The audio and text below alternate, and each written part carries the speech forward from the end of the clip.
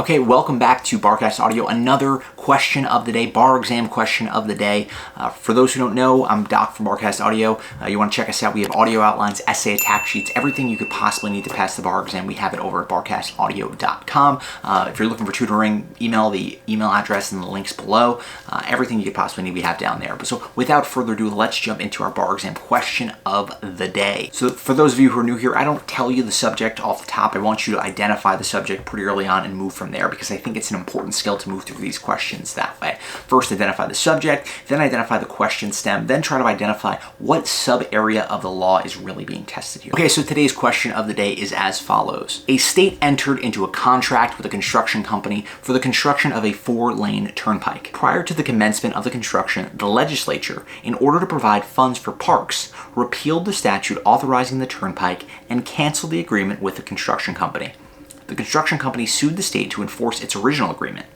In ruling on this case, a court should hold that the repeal of the state statute, thereby canceling the agreement, is A, valid because under the Constitution the state cannot be held liable except with its own consent.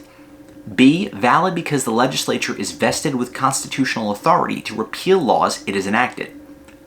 C, invalid because a state is equitably estopped to disclaim a valid bid once accepted by it.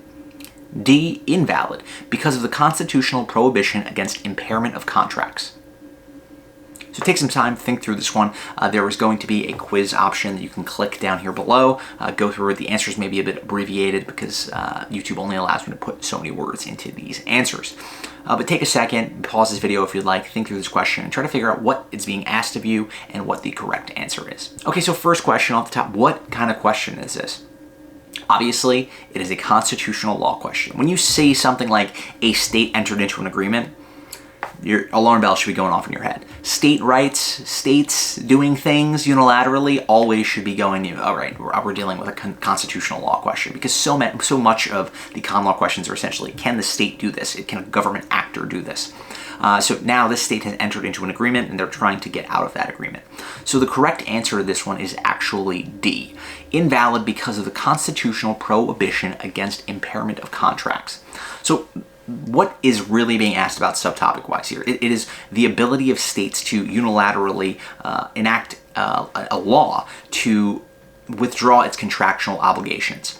So that is a state rights question. That is clearly included within the con law unit as you prepare for the bar exam.